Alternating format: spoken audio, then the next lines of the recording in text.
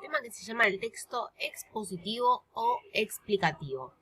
Van a ver que el propósito de este texto es explicar y desarrollar de forma clara y ordenada un tema puntual, es decir, que va a explicar un tema específico.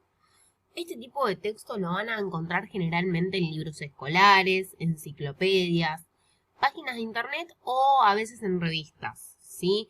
Generalmente lo tienen más visto en el libro de ciencias, por ejemplo. Ese tipo de textos donde me explica distintos temas son textos explicativos o expositivos, ¿sí? Este tipo de textos suelen estar bien organizados, generalmente en 3 partes que son bastante notorias. Por un lado está la introducción, que presenta el tema que se va a desarrollar. A veces puede incluir algunos subtemas.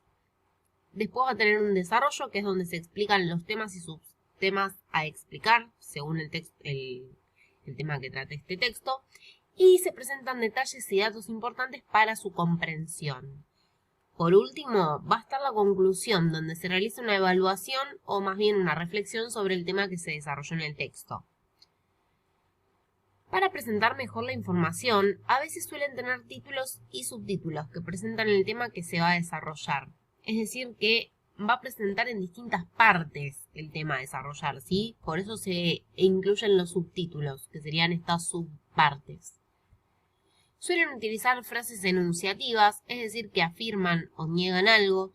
No incluyen las opiniones del autor acerca del tema, simplemente brindan información. Es decir, esto es de forma objetiva, ¿sí?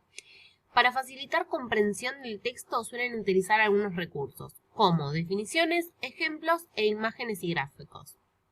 Las definiciones indican con precisión un concepto o idea. Los ejemplos utilizan casos puntuales para ilustrar la definición que se está dando.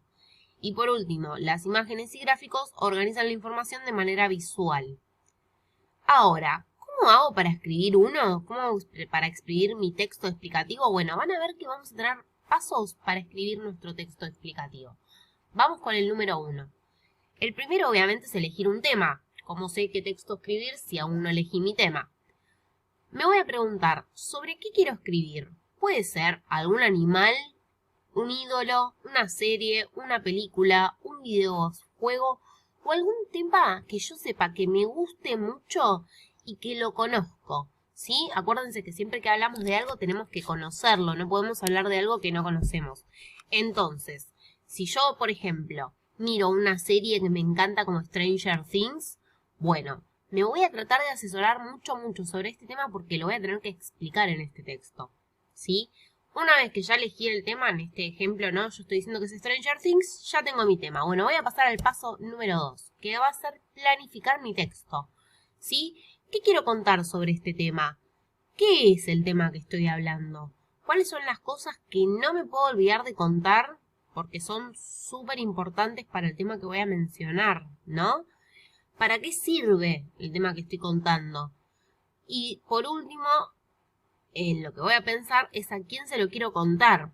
Acuérdense que hay distintos tipos de narradores. Si nosotros estamos narrando un texto explicativo, voy a tener que tratar de dirigirme hacia alguna persona. Por eso voy a tener que tener en cuenta el tipo de narrador que voy a usar a la hora de escribir. Respecto a la información, podés mirar videos en internet para informarte más sobre el tema, ¿sí? Como decía antes, para yo poder explicar un tema voy a tener que saber mucho. Entonces, ¿quién nos va a ayudar? Nuestro buen amigo YouTube. Vamos a mirar videos para informarnos un poquito más sobre ese tema que queremos contar.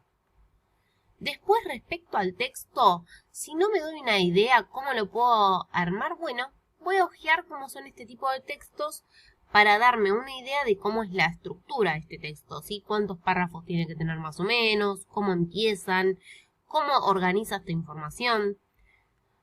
El paso número 3 que voy a tener que hacer es organizar la información que quiero contar, ¿sí? ¿Cuál es lo más importante? Es decir, lo primero que voy a contar.